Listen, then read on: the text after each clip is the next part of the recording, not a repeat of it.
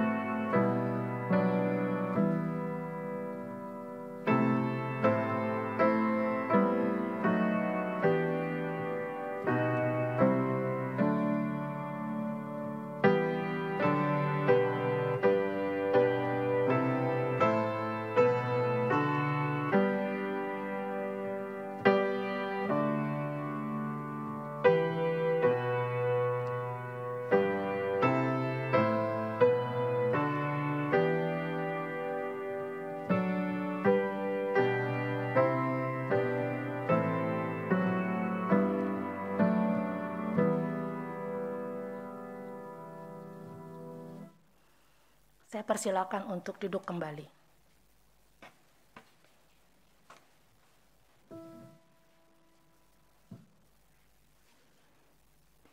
Bacaan untuk Minggu Advent keempat dari Yesaya 7 ayat 14. Sebab itu Tuhan sendirilah yang akan memberikan kepadamu suatu pertanda. Sesungguhnya seorang perempuan muda mengandung dan akan melahirkan seorang anak laki-laki, dan ia akan menamakan dia Immanuel. Kami menyalakan lilin ini sebagai tanda akan kedatangan terang Kristus. Kami mempersiapkan akan kedatangan kerajaan Allah.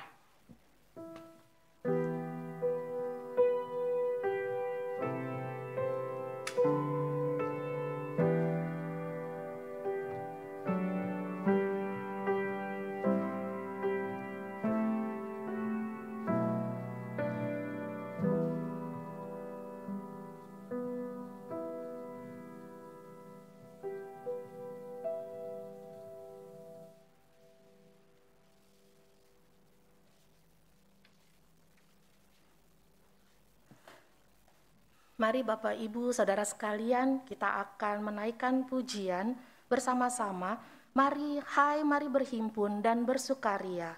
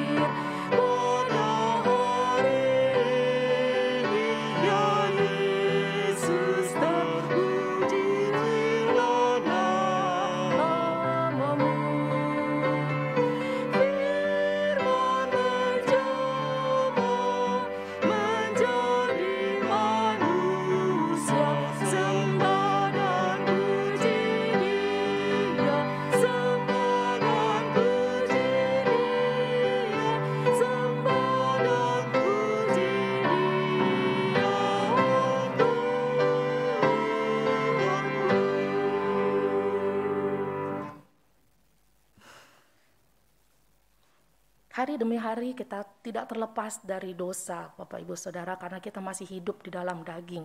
Terkadang keinginan kita ataupun pikiran-pikiran kita menyakiti hati Tuhan atau menyakiti hati sesama kita. Tetapi sungguh kita harus bersyukur bahwa kita mempunyai Allah yang begitu setia dan adil. Dia yang menyatakan kepada kita bahwa Dia memberikan kesempatan buat kita untuk kita boleh mengakui segala dosa dan kesalahan kita.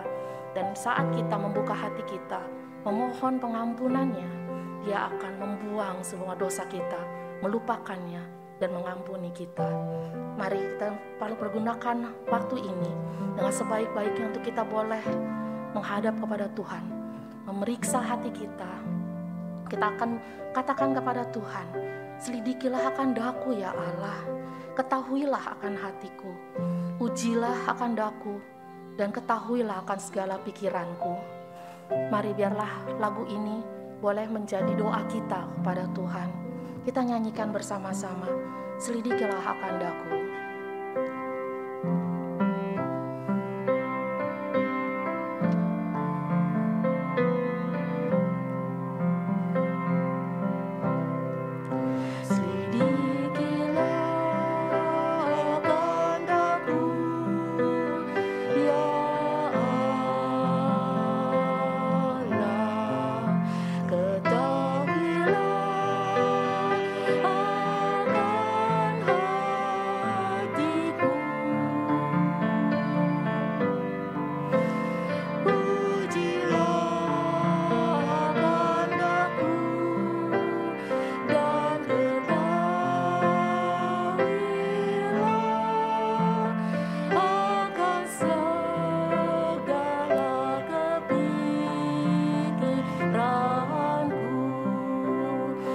Saja akan mengiringi mana kita akan mempersiapkan hati kita. Dengarkanlah ayat pengakuan dosa. yang terambil dari Mazmur 39 ayat yang ke-9. Lepaskanlah aku dari segala pelanggaranku. Jangan jadikan aku celaan orang bebal. Saya undang Bapak Ibu bangkit berdiri. Bila kita gunakan waktu ini, sungguh-sungguh agar Tuhan membukakan kepada kita. Biarlah Roh Kudus berbicara kepada kita untuk menyingkapkan segala sesuatu yang mungkin sudah kita pendam sedemikian lama. Tetapi biarlah kita mengakuinya di hadapan Tuhan pada pagi hari ini. Selidikilah akan daku ya Allah.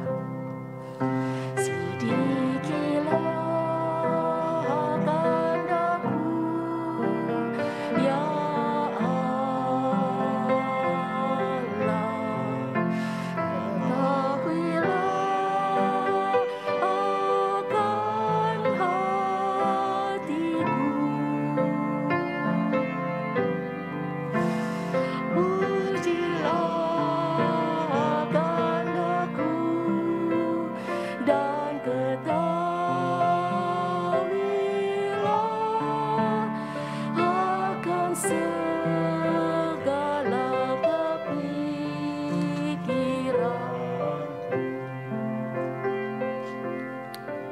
Saudara-saudara, kita merendahkan hati kita di hadapan Tuhan dan masing-masing kita berdoa mengaku segala dosa dan kesalahan kita di hadapan Tuhan.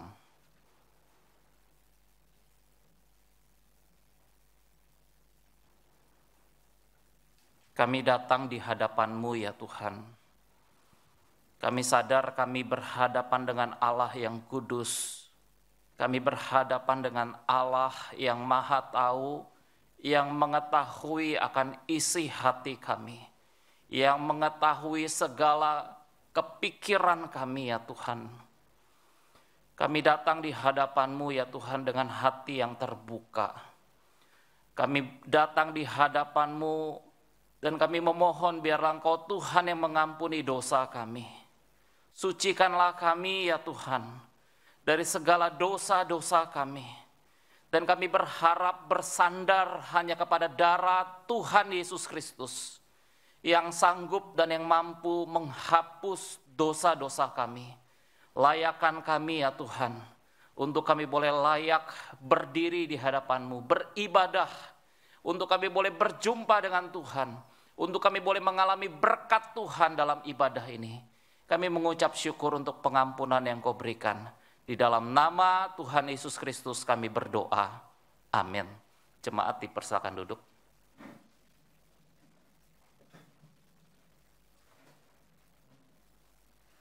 Mari kita sambut pengampunan dosa kita dengan suatu nyanyian syukur dari KPPK 117, Nama yang Terindah.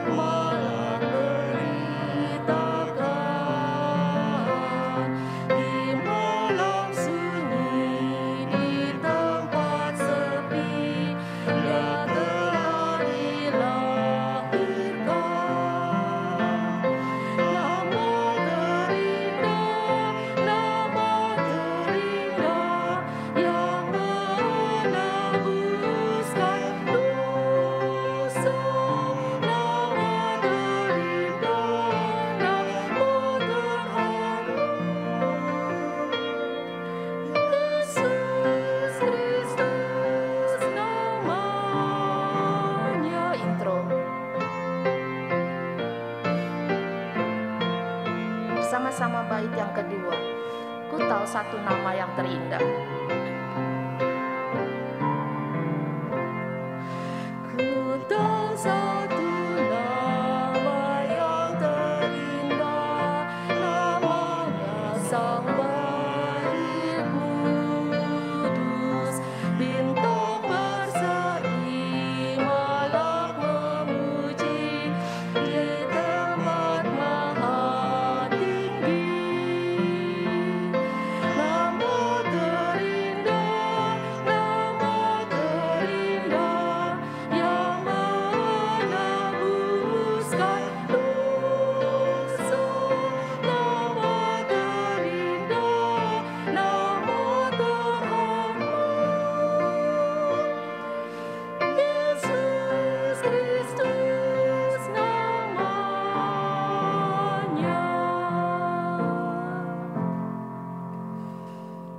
Saya undang Bapak Ibu semua untuk bangkit berdiri, tiba saatnya bersama dengan umat Tuhan dari segala abad dan di segala tempat.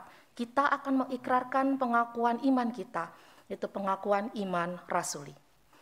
Aku percaya kepada Allah, Bapa yang Maha Kuasa, Khalik langit dan bumi, dan kepada Yesus Kristus, Anak yang tunggal Tuhan kita, yang dikandung daripada Roh Kudus, lahir dari anak darah Maria, yang menderita sengsara di bawah pemerintahan Pontius Pilatus, disalibkan, mati, dan dikuburkan, turun ke dalam kerajaan maut.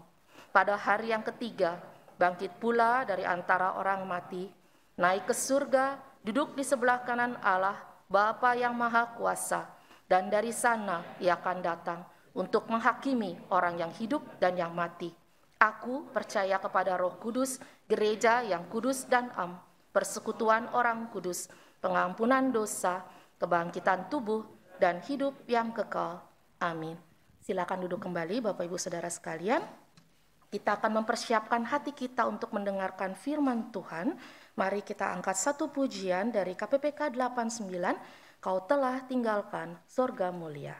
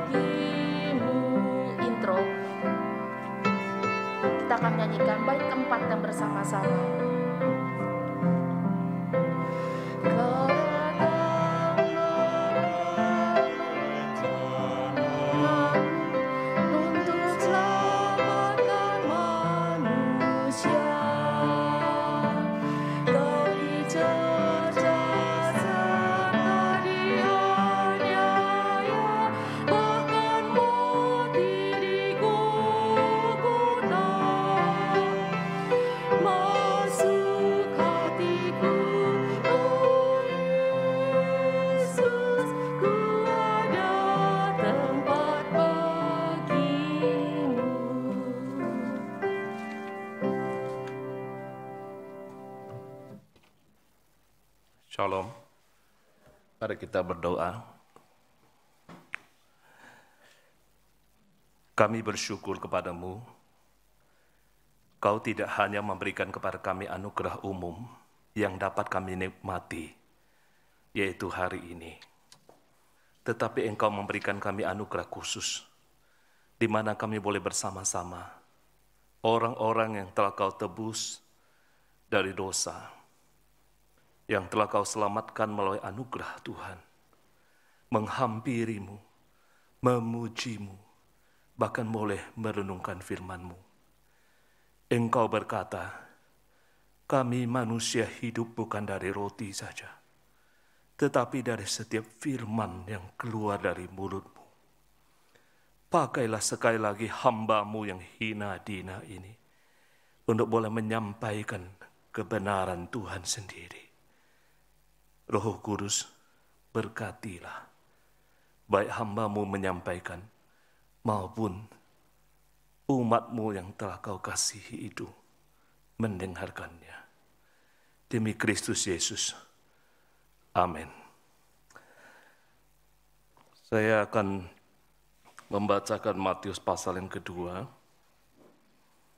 ayat 1 sampai ayat yang ke-12. Ini adalah teks yang diberikan untuk merenungkan satu tema, yaitu mengapa Yesus. Matius pasal yang kedua, ayat 1 sampai ayat yang ke-12. Dari teks ini kita akan memikirkan tema kita hari ini adalah mengapa Yesus. Matius pasal kedua. Sesudah Yesus dilahirkan di Betlehem di tanah Yudea pada zaman Raja Herodes, datanglah orang-orang Majus dari timur ke Yerusalem dan bertanya-tanya, di manakah dia raja orang Yahudi yang baru dilahirkan itu? Kami telah melihat bintangnya di timur, dan kami datang untuk menyembah dia. Ketika Raja Herodes mendengar hal itu, terkejutlah ia beserta seluruh Yerusalem. Maka dikumpulkannya semua imam, kepala, dan ahli Taurat bangsa Yahudi, lalu dimintanya keterangan dari mereka di manakah Mesias akan dilahirkan. Mereka berkata kepadanya, di Betlehem di tanah Yudea, karena demikianlah ada tertulis dalam kitab Nabi. Dan engkau Betlehem tanah Yudea, tanah Yehuda, engkau sekali-kali bukanlah yang terkecil di antara mereka yang memerintah Yehuda, karena daripadamu akan bangkit seorang pemimpin yang akan menggembalakan umatku Israel. Lalu dengan diam-diam Herodes memanggil orang-orang Majus itu dan dengan teliti bertanya kepada mereka bila mana bintang itu nampak. Kemudian ia menyuruh mereka ke Betlehem, katanya, pergi dan selidiki dengan seksama hal-hal mengenai anak itu, dan segera sesudah kamu menemukan dia, kabarkanlah kepadaku supaya aku pun datang menyembah dia. Setelah mendengar kata-kata raja itu, berangkatlah mereka, dan lihatlah bintang yang mereka lihat di timur itu mendahului mereka hingga tiba dan berhenti di atas tempat di mana anak itu berada. Ketika mereka melihat bintang itu, sangat bersukacitalah mereka.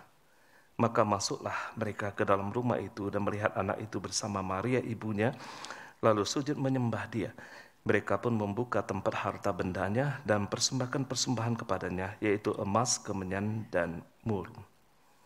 Dan karena diperingatkan dalam mimpi, supaya jangan kembali kepada Herodes, maka pulanglah mereka ke negerinya melalui jalan lain.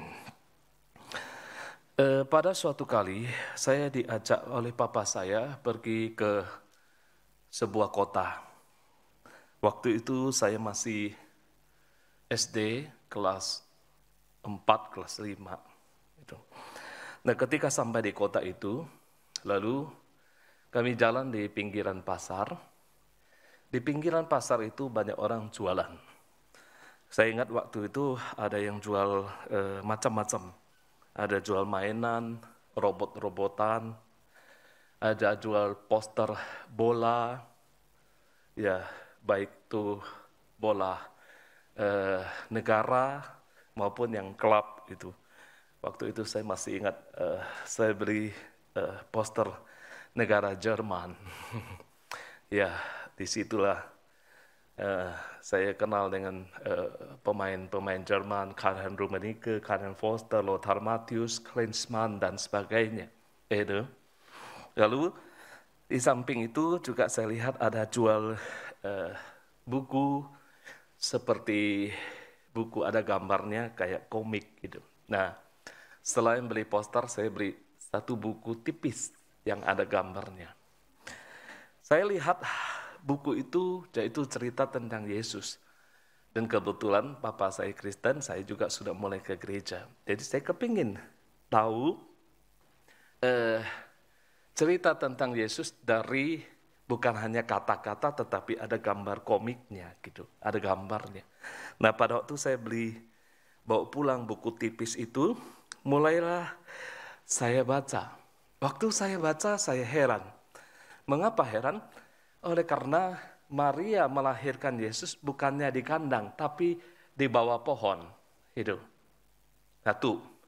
Yang kedua, saya ingat adalah ada cerita masa kecil Yesus di mana dia bisa membuat burung dari tanah liat, lalu ditiup oleh dia dan hidup. Itu saya ingat. Nah, Bapak Ibu sekalian, inilah salah satu contoh kecil kontroversi tentang Yesus. Mengapa Yesus? Pertanyaan kita. Saya tidak ingin membahas panjang lebar di luar dari teks yang kita baca, tapi saya hanya mengajak kita untuk fokus kepada teks yang kita baca ini. Mengapa Yesus? Berdasarkan Matius pasal kedua ayat 1 sampai 12, sedikitnya saya lihat ada dua alasan untuk menjawab pertanyaan mengapa Yesus. Mengapa Yesus menjadi salah satu tokoh yang kontroversi dari dahulu, dari sejak dia lahir sampai hari ini. Kalau berdasarkan teks yang kita baca atau perikop Alkitab yang kita baca dari Matius pasal yang kedua, ayat yang kedua, yaitu pertama kita lihat dari mulut orang Majus itu menyebutkan satu kata yang penting yang bisa menjadi kontroversi bukan hanya bagi Herodes tetapi juga bagi banyak atau kerajaan yang lain. Pertama adalah raja. Ayat yang kedua, dan bertanya-tanya, orang Majus itu bertanya-tanya, di manakah dia, raja orang Yahudi yang baru dilahirkan itu dia. Di manakah dia, raja orang Yahudi yang baru dilahirkan itu? Kami telah melihat bintangnya di timur dan kami datang untuk menyembah dia. Pertama adalah karena Yesus adalah Raja, Lord. Saya senang sekali dengan ucapan Ibu Ramiati Tanujaya. Beberapa kali baik di dalam khotbahnya maupun di dalam kelasnya, dia selalu ingatkan para murid-muridnya bahwa Tuhan kita itu bukan hanya kreator, pencipta. Tuhan kita itu bukan hanya owner atas seluruh ciptaannya. Tapi Tuhan kita itu juga adalah Lord, Tuhan, Raja yang harus disembah, dipuji, dimuliakan oleh seluruh ciptaannya. Nah, terlepas daripada itu, kita lihat ada satu kata yang menjadi kontroversi di sini. Adalah raja. Kita tahu pada waktu Yesus disebut raja, atau misalnya di ayat yang berikutnya ada disebut dialah yang akan memimpin atau menggembalakan umatnya. Pemimpin di situ, kalau saudara melihat di terjemahan lain disebut gubernur atau gubernur, gitu ya. Nah, inilah salah satu kata kunci yang menjadi kontroversi. Ada pepatah Tionghoa mengatakan bahwa dalam sebuah bukit tidak boleh ada dua raja singa. Saya tidak tahu bagaimana bunyinya, sudah lupa, tapi mungkin Pak Arifin masih ingat. Sebuah bukit tidak boleh ada dua ekor singa yang menjadi raja. Nah, walaupun ini satu pepatah yang mungkin sering dengar sederhana, tapi bagi saya ini selalu menggambarkan bahwa di dalam satu organisasi, satu bangsa, satu negara tentu tidak boleh ada dua pemimpin yang level dan statusnya itu sama. Tidak boleh. Ya, walaupun mungkin kelihatan oke, bisa, tapi itu jarang kan? Nah, demikian juga bukan hanya suatu bangsa, negara, atau sebuah organisasi. Kadang-kadang kalau di dalam gereja pun mungkin, kalau misalnya ada pemimpin satu, lalu ada pemimpin bayangan gitu ya, walaupun tidak terpilih, tidak punya jabatan secara struktur tertulis, tapi dia orang berpengaruh, itu seringkali bisa, kalau nggak bisa kerjasama, itu seringkali menimbulkan permasalahan dan konflik, bukan? Nah, dari sini kita lihat bahwa pemimpin manapun juga, saudara sekalian, kalau mendengar bahwa ada pemimpin lain di dalam daerah kekuasaannya yang kedudukannya sama, saya rasa ia akan menjadi gelisah, pasti menjadi gelisah. Ya, bukan rahasia lagi kalau misalnya di sebuah organisasi, termasuk organisasi Kristen, kalau ada pemimpin yang satu, lalu muncul pemimpin atau orang yang punya karisma lebih dari pemimpin yang anak, itu akan menimbulkan lama-lama ya pasti bisa muncul kegelisahan yang terjadi. Ada ketakutan, kedudukannya nanti diambil oleh dia, atau nanti mungkin rakyat atau umat atau jemaat akan lebih memuji satu daripada yang lain. Dalam perjanjian lama kita juga sudah melihat itu antara Daud dan Saul misalnya. Waktu itu kan Saul masih menjabat, Daud sudah dipilih menggantikan. Lalu akhirnya mereka dua-duanya walaupun secara resmi belum menggantikan, tetapi kita lihat bagaimana umat Israel melihat Daud lebih daripada Saul. Akhirnya mereka menyanyi, memuji Daud. Saul jadi iri hati waktu itu. Bahkan pernah melemparkan tombak langsung gitu, dikejar-kejar mau dibunuh, kira-kira gitu. Nah, terus sekarang hal yang sama, saya membawa kita untuk melihat. Ketika Herodes mendengar bahwa ada raja yang lahir, pasti dia menjadi gelisah. Iya, menjadi gelisah. Lalu akhirnya yang kedua adalah pasti tidak boleh di daerah kekuasaannya itu ada raja lain yang akan menyaingi dia. Itu tidak boleh. Jadi bagi saya ketika Herodes mencari dengan teliti, mengumpulkan ahli Taurat, menanyakan dengan teliti di mana Yesus itu lahir. Dan dia mengatakan bahwa saya juga akan datang menyembahnya. Itu adalah satu kebohongan yang dilatar belakangi oleh karena ada masalah kejiwaan, yaitu masalah ketakutan, masalah kegelisahan, masalah nanti pemimpin baru akan mengancam dia, dan juga ada unsur politik di situ. Jadi bagi saya kelahiran Yesus menjadi kontroversi, di samping bagi orang-orang tertentu membawa satu kegelisahan, yaitu unsur psikologis, kejiwaan yang besar. Di samping juga ada unsur politis. Nah, saudara sekalian, kalau kita tahu bahwa umat Israel di saat itu, ya, boleh katakan di saat itu adalah di bawah pemerintahan jajahan Romawi, kekuasaan Romawi. Kalau saudara melihat sejak Israel tahun 800 sebelum Masehi, itu sebelum berbuang ke Babilonia, sudah selalu di bawah pemerintahan, kekuasaan pemerintahan yang lain. Di sana Asyur, Mesir, Asyur, Babylon, kemudian Persia, kemudian Roma. Ya, Roma. Sampai Yesus lahir di sini masih bawa kekuasaan Roma. Dan kita tahu Herodes ini adalah satu raja yang ditunjuk oleh pemerintahan Roma. Dan ada catatan mengatakan bahwa Herodes ini adalah bukan orang Yahudi dalam arti keturunan Yakub, tapi dia adalah orang Edom, keturunan dari Esau. Jadi itu masih ada saudara, tetapi saudara yang sudah lama menjadi musuh di situ. Dan ini unsur politik yang besar. Oleh sebab itu, dia menyuruh supaya cari bayi Yesus dan bunuh, musnahkan. Itu.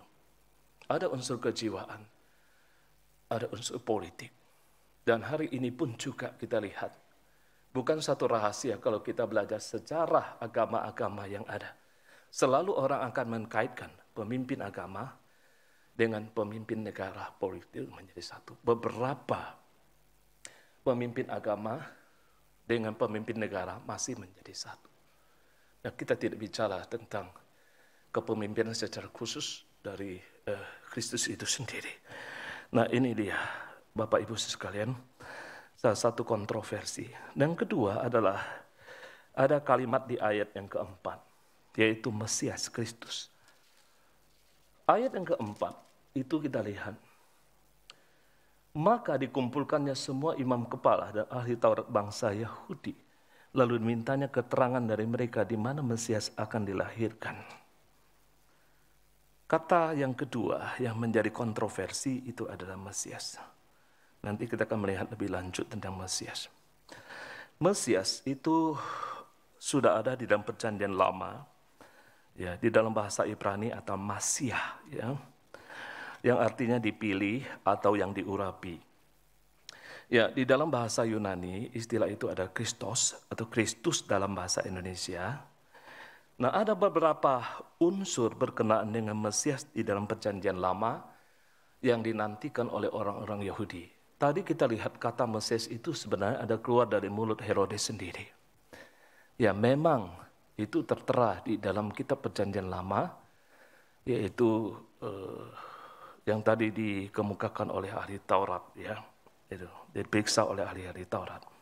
Dan ini memang sudah menjadi satu sosok yang lama dibicarakan dan dinantikan, yaitu Kristus. Ada beberapa unsur kalau kita lihat di dalam kitab Yesaya 45, 47 sekitar itu. Ya. Tadi kita membaca Yesaya pasal 7 yaitu tentang kelahiran Yesus. Kemudian banyak di dalam kitab-kitab Yesaya itu adalah nubuat tentang Mesias. Ya, yang umum biasanya kalau menjelang kematian Kristus adalah Yesaya 53. Tapi Yesaya 45, 47 itu khusus bicara tentang Mesias. Itu adalah pertama, dia adalah untuk menyelamatkan umatnya, menggenapi keselamatan bagi umat Allah. Ya. Yang kedua adalah dia akan menghukum musuh-musuhnya. Nah, siapakah musuh-musuhnya di sini? Kalau kita lihat Yesaya adalah termasuk salah satu kitab puisi yang memang nabi besar, ya, kitab nabi yang berusaha membuat, bukan puisi, nabi besar, nabi yang berusaha membuat, itu adalah juga menjadi satu menjadi satu hal yang belum jelas sekali, tapi banyak sekali, tapi di situ menubuatkan tentang apa yang akan dilakukan oleh Mesias datang nanti. Yang ketiga adalah dia akan diberikan kuasa untuk memerintah bangsa-bangsa. Itu dia akan menjadi pemimpin. Yang keempat adalah Mesias itu adalah bertindak atas nama Yahweh sendiri. Ya. Dan dia akan bertindak atas nama Yahweh, Sang Pencipta, Sang Pemilik, Tuhan yang sejati. Itu Mesias di dalam Perjanjian Lama. Nah, inilah yang menjadi kegelisahan, pergumulan, kontroversi dari orang zaman dulu sampai saat ini, terutama mereka yang tidak suka akan Yesus, terutama mereka yang menentang Allah, tidak mengakui Allah, terutama mereka yang ada di dalam kegelapan. Pasti gelap tidak suka kepada terang. Ya. Sampai hari ini kita lihat kontroversi-kontroversi kalau kita bisa mempelajari dari Perjanjian Lama.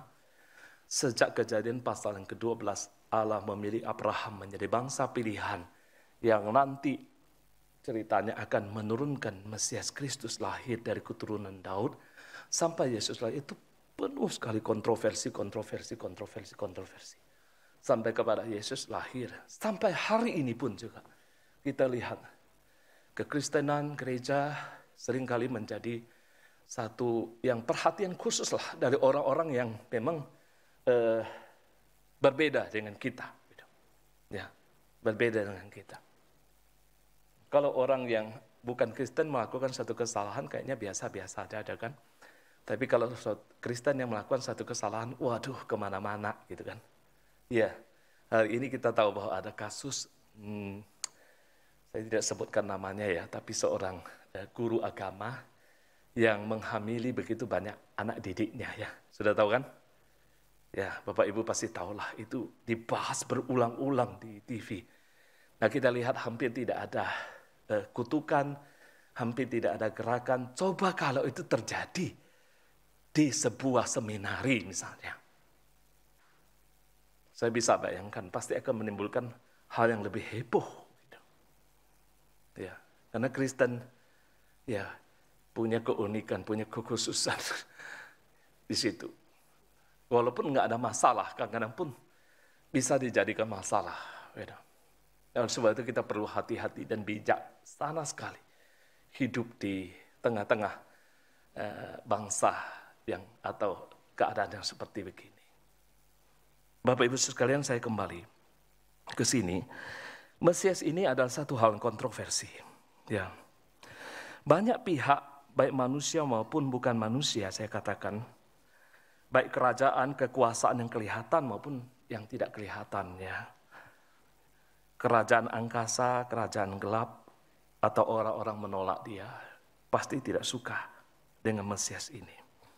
Nah, kalau kita melihat ke belakang, saya tinggalkan teks ini untuk mengajak kita berpikir. Kalau kita perhatikan berita tentang Yesus, kalau kontroversi itu sudah sering, dan banyak sekali hoax yang dibuat tentang Yesus untuk menggoncangkan iman orang-orang Kristen.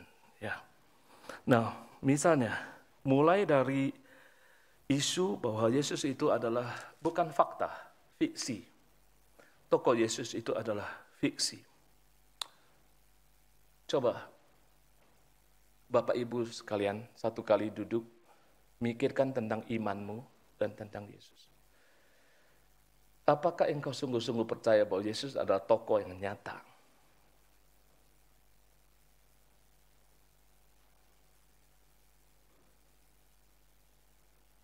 Mulai dari banyak sekali isu-isu yang dibuat, bukan hanya orang-orang biasa, bukan hanya para teolog yang non-Kristen, tapi juga oleh filsuf-filsuf.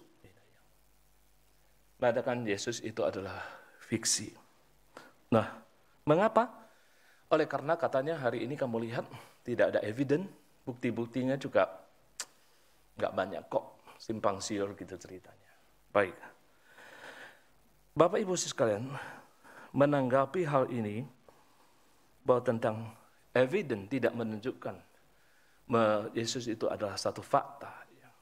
Misalnya, saya pikir saya senang dengan jawaban seorang bernama Kurt Weiss. Kurt Weiss dia ahli perjanjian lama yang mempelajari khusus mengenai creation, penciptaan langit dan bumi ini, dan yang lainnya. Di dalam bukunya saya lupa apa, tetapi dia mempunyai satu kalimat yang bagus.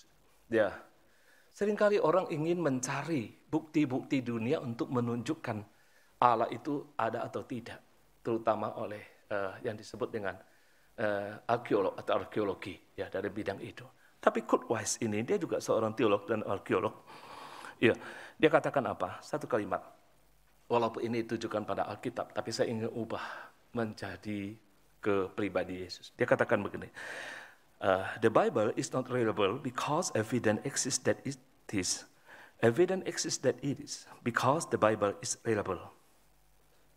Alkitab tidak reliable, tidak dipercayai karena adanya bukti. Tapi justru kalau bukti-bukti itulah, karena Alkitab ada, maka bukti-bukti itu ada.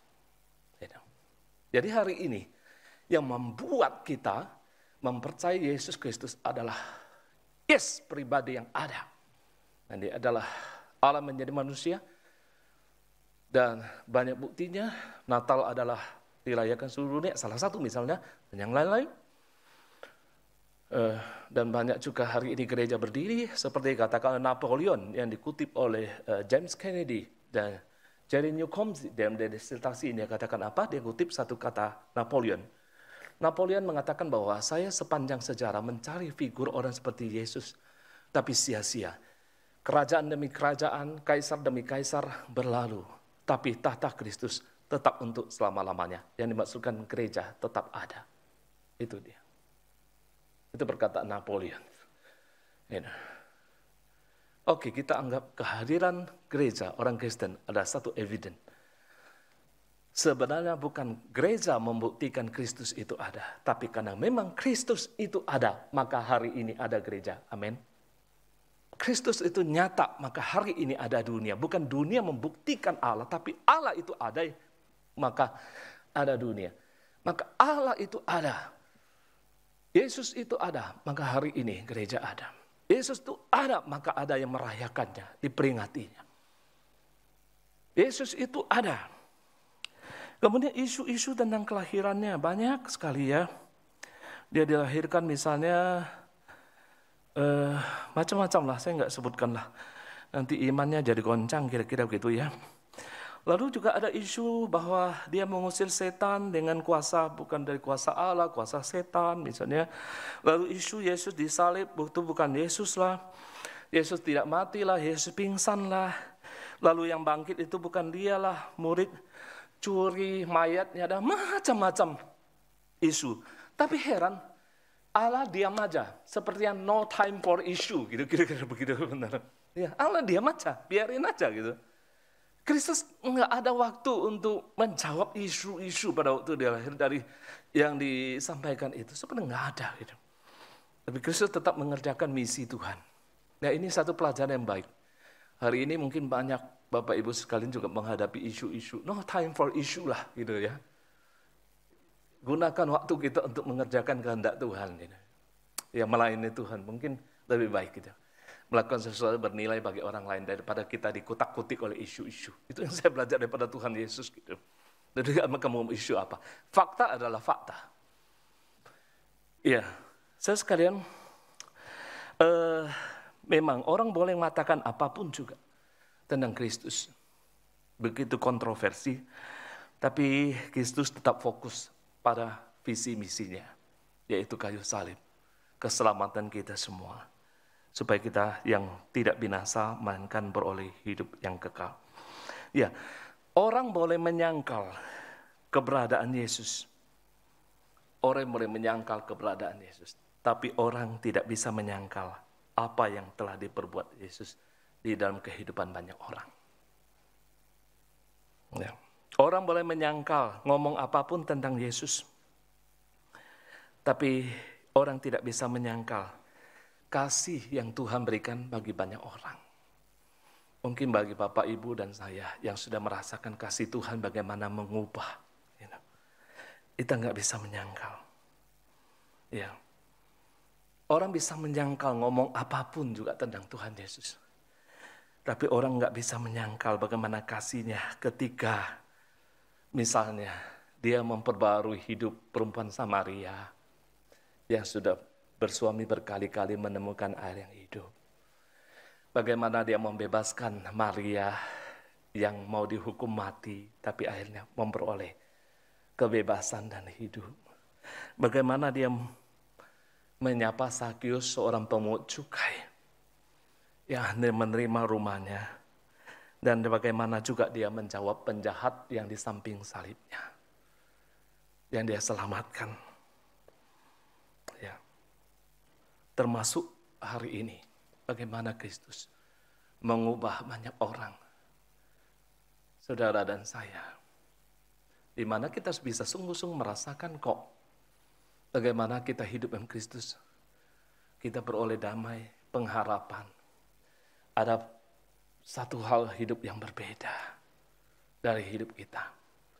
Saya yakin walaupun dunia goncang, dunia yang tidak menentu ini. Tapi kalau saudara dan saya yang sudah dalam Kristus, kita tahu Kristus hidup. Maka kita adalah orang-orang di dalam hati, walaupun kita belum melihat, tapi kita adalah orang-orang punya pengharapan. Bapak Ibu juga punya itu, saya percaya. Pasti kau punya pengharapan di situ. Nah, bagaimana apa yang Kristus kerjakan tidak bisa kita tolak. Ya, tidak bisa kita sangkal.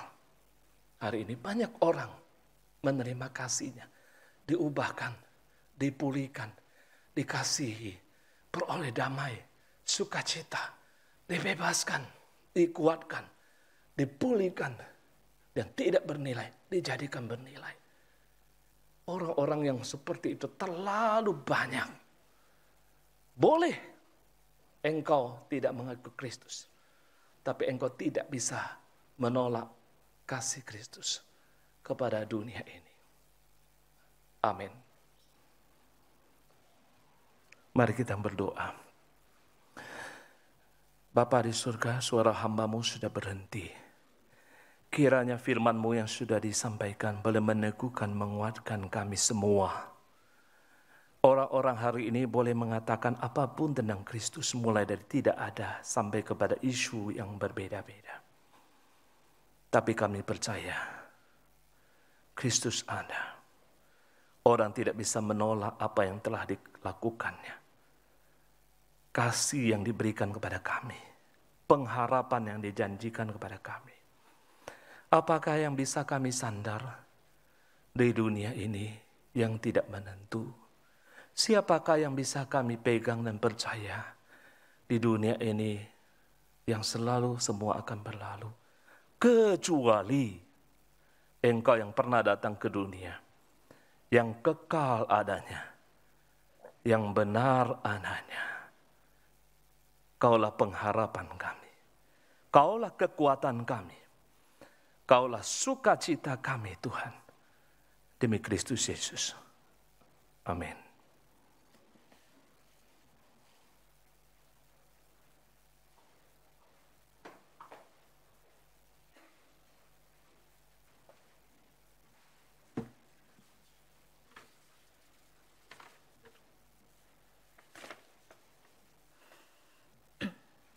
Bapak Ibu Saudara sekalian, kita akan memasuki memberikan persembahan kepada Tuhan. Persembahan minggu ini dapat dilakukan dengan cara scan barcode sebelum kebaktian dimulai atau saat ini. Persembahan ditransfer ke rekening BCA dengan nomor 001 305 2422 atas nama Gereja Kristus Yesus. Sambil kita menjalankan persembahan, kita sambil menaikkan pujian kita dari KPPK 103, Kami Majus dari Timur.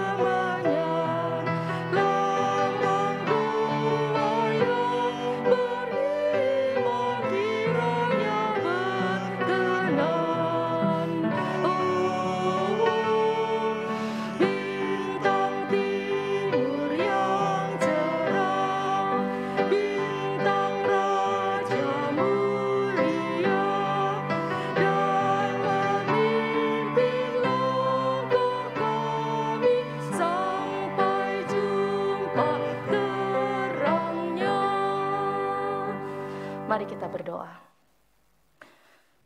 Sungguh Engkau Allah yang layak kami puji, Engkau Allah yang layak kami sembah, Engkau Allah layak kami tinggikan, karena Engkaulah Raja di atas segala raja. Kami mengucap syukur kepadamu ya Tuhan pada pagi hari ini. Kami boleh ya Tuhan mengikuti ibadah ini serangkaian dari awal, pertengahan, hingga pada saat ini ya Tuhan kami boleh memuji, memuliakan nama-Mu. Kami boleh mendengarkan firman-Mu ya Tuhan, yang boleh mengingatkan kepada kami bahwa Engkau ada, bahwa Engkaulah Allah, bukan hanya Allah pencipta, bukan hanya Allah yang mempunyai, tetapi Engkaulah Tuhan di atas segala Tuhan. Biarlah ya Tuhan segala sesuatu kontroversi yang ada terhadap Engkau tidak mengurangkan iman kami ya Tuhan.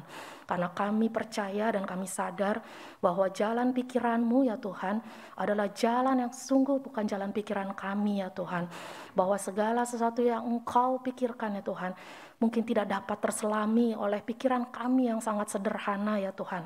Tetapi biarlah ya Bapa kami melihat bahwa apa yang telah Engkau perbuat dalam hidup kami ya Tuhan boleh membuat kami percaya kepada Engkau ya Tuhan, bahwa Engkau Allah yang hidup dari dulu, sekarang, hingga selama-lamanya. Kami mengucap syukur kalau pagi hari ini juga ya Tuhan, kami diboleh berikan kesempatan untuk boleh memberikan persembahan kepada Engkau. Kau tahu Tuhan nilai yang tidak seberapa yang kami berikan bila dibandingkan dengan segala sesuatu yang telah Engkau berikan, bahkan segala sesuatu, karena ini adalah semuanya adalah milik-Mu ya Tuhan. Tetapi Engkau mendidik dan mengajar kami untuk kami selalu boleh memberikan yang terbaik untuk Engkau ya Bapa. Biarlah ya Tuhan, hati ini Tuhan dengan penuh sukacita memberikannya kepada Engkau untuk kemuliaan bagi nama-Mu, untuk boleh memperlebar kerajaan-Mu, agar supaya setiap rupiah yang boleh disampaikan ini ya Tuhan, atau dipersembahkan ini ya Tuhan, boleh membantu pekerjaan pelayanan-Mu, semakin banyak orang boleh percaya, mendengar akan Engkau dan menjadi percaya ya Tuhan kepada Engkau. Terima kasih ya Tuhan, terima kasih. Hanya di dalam nama Tuhan kami Yesus Kristus kami berdoa dan mengucap syukur. Amin. Kita akan mendengarkan berita penggembalaan.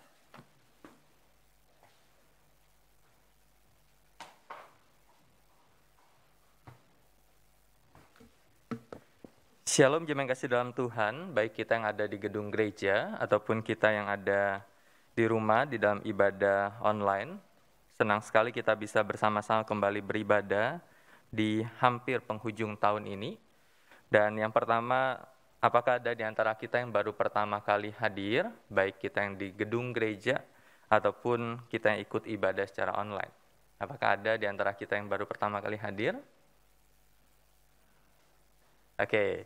Terima kasih dalam Tuhan. Yang pertama saya mengucapkan terima kasih mewakili keluarga besar GKI Karawaci kepada Pendeta Suyadi Chin yang telah menyampaikan firman Tuhan hari ini. Tuhan Yesus memberkati.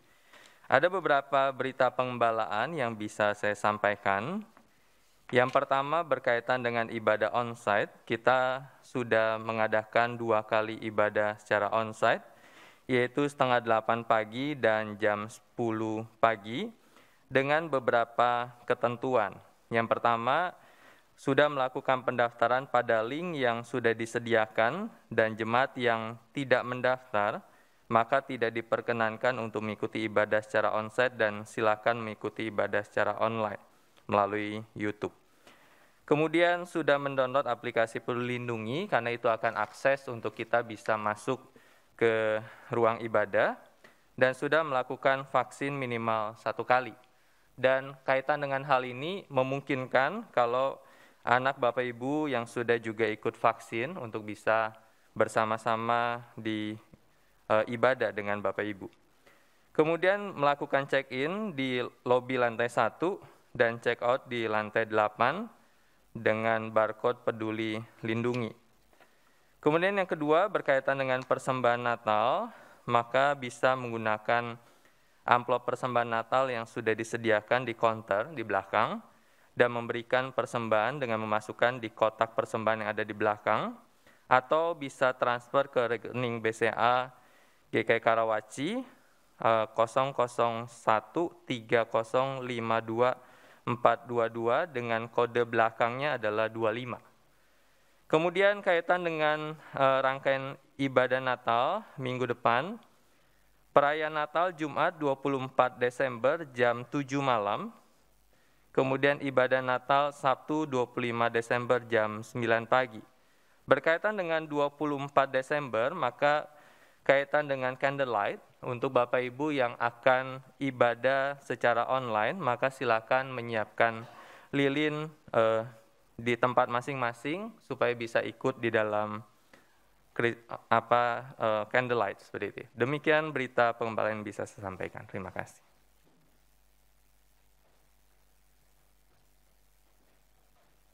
Jemaat yang saya kasih dalam Tuhan, kita akan segera mengakhiri kebaktian pada pagi hari ini. Saya mengundang kita berdiri.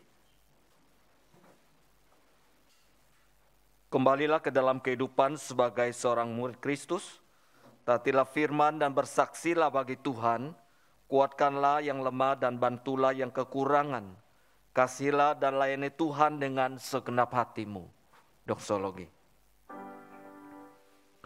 Puji Allah Bapa Putra, puji Allah Roh Kudus, ketiganya yang esa, pohon selamat sumber berkat.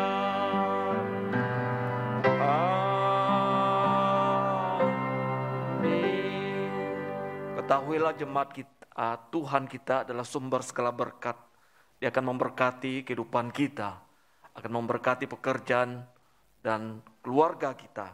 Karena itu arahkan hatimu dan terimalah berkat Tuhan. Tuhan memberkati engkau dan melindungi engkau. Tuhan menyinari engkau dengan wajah-Nya dan memberi engkau kasih karunia. Tuhan menghadapkan wajah-Nya kepadamu dan memberi engkau damai sejahtera saat ini, bahkan sampai selama-lamanya. Amin. Amin.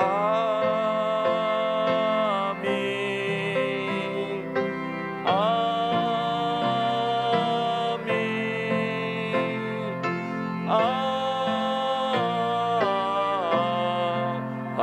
Amin.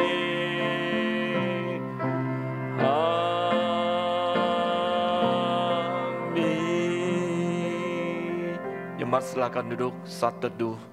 Kebaktian kita sampai di sini. Selamat hari Minggu. Tuhan Yesus memberkati.